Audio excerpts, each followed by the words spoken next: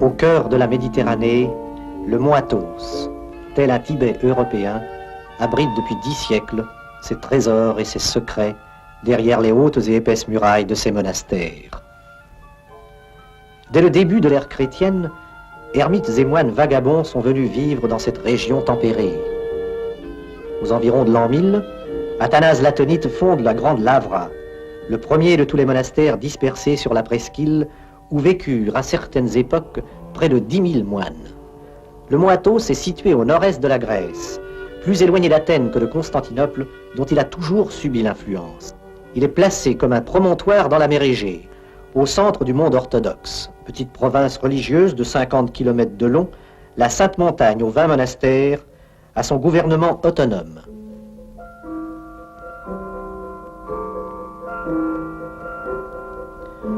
Sur ces pentes verdoyantes s'accrochent les villages des moines qui ont préféré la vie rustique à la vie monacale.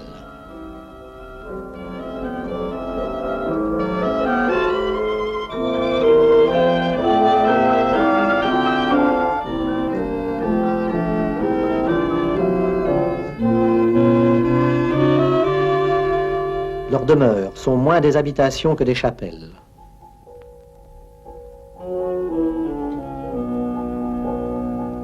Parfois, aidés de quelques maçons laïcs, ils deviennent leurs propres architectes.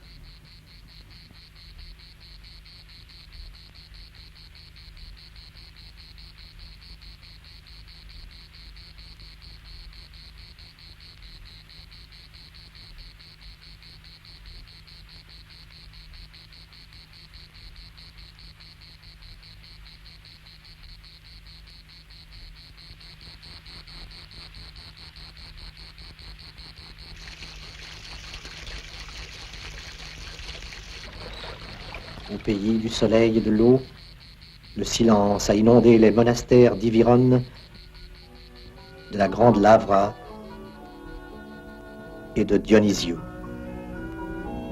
Mais au XVe siècle, dans la ferveur de leur vie mystique, les peintres de l'Apocalypse de Saint Jean pouvaient déjà représenter prophétiquement l'horreur de la guerre.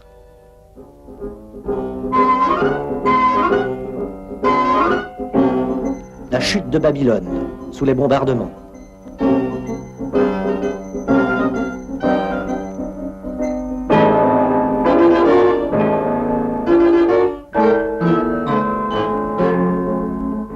Les chars d'assaut. Les avions.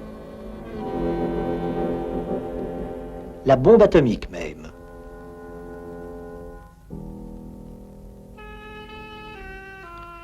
Aucun être vivant ne peut naître au mont Athos. On y meurt seulement, et encore sans larmes et sans monument.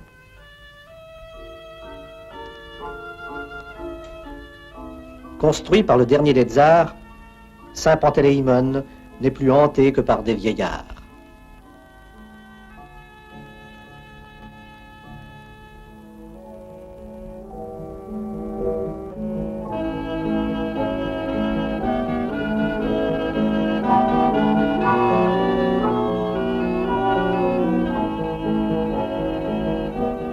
Athos est la presqu'île aux hommes, où depuis le XIe siècle, il est interdit à tout imberbe, à toute femme, à tout animal femelle d'y pénétrer.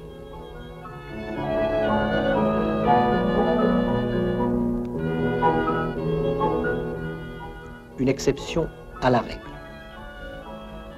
De tout temps, des Byzantins dégoûtés du monde ont trouvé là le calme intérieur.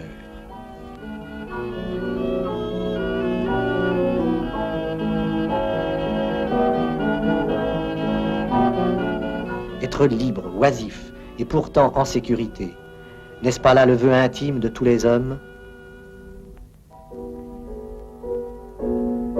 mais les moins riches sont obligés de compléter leurs maigres ressources.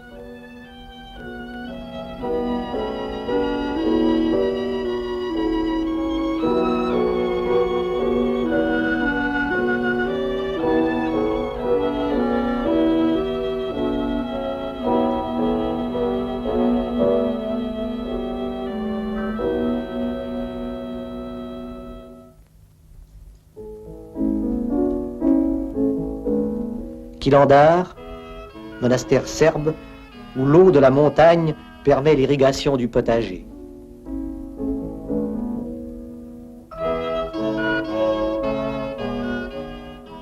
Jardiner, gauler des noix,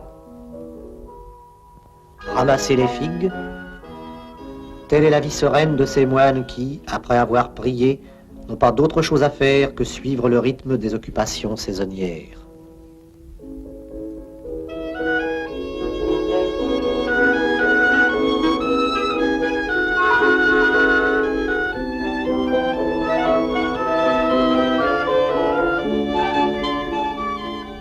La terre du Moatos leur apporte le vin et le bois.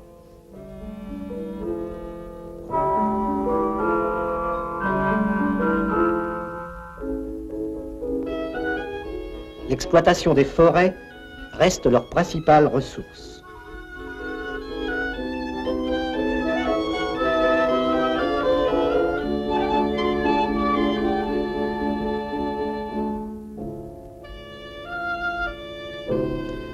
Jadis, les monastères possédaient une flotte.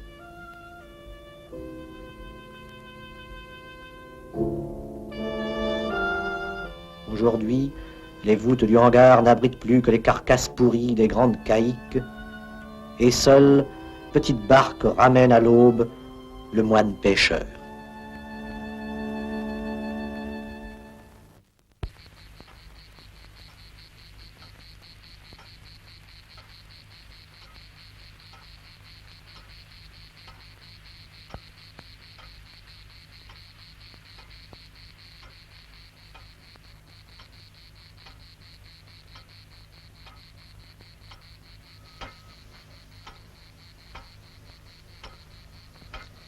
Chaque jour, au rythme de la vie monacale, s'élève la prière d'un moine solitaire.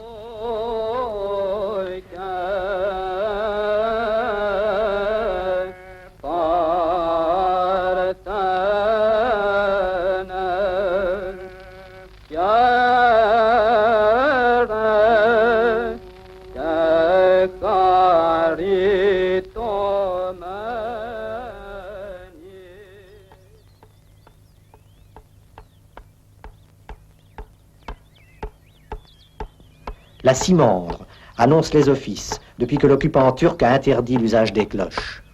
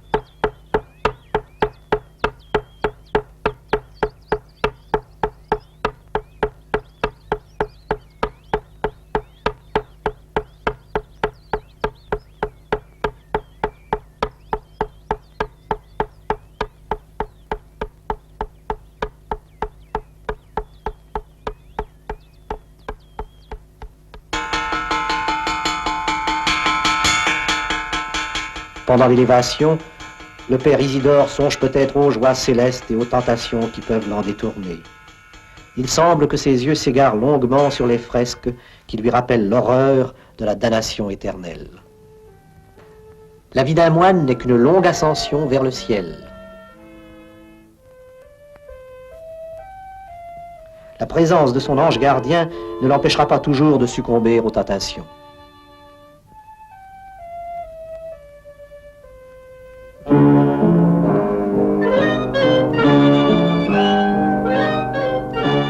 Les diables entraîneront en enfer celui qui a péché. Les vivants qui le savent ont déjà effacé leur tête hideuse.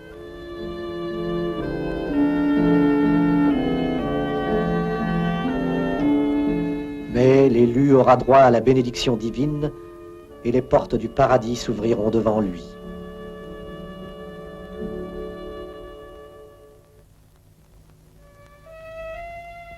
Dès leur vie terrestre, les ermites gravissent l'échelle du ciel pour rejoindre leur cabane, baptisée Maison des Archanges. Seule, une poulie relie au monde la falaise du silence.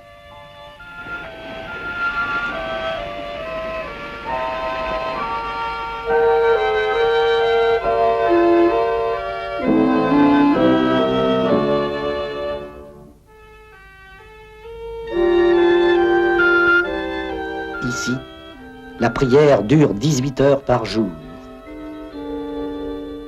Le père Gabriel consacre le reste de son temps à la reliure.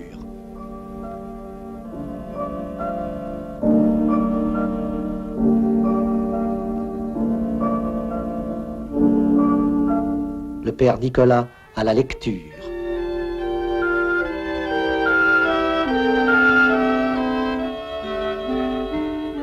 La nourriture, c'est tout d'abord l'eau de pluie, recueillie l'hiver par les gouttières.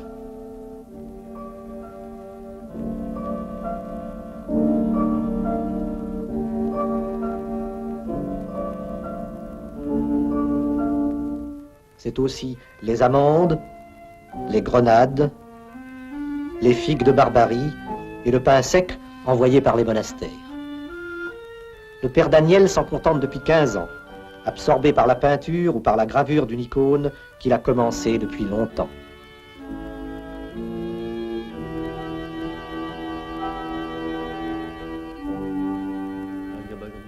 Il priera toute la nuit pour effacer le péché d'orgueil que vient de lui faire commettre le cinéma.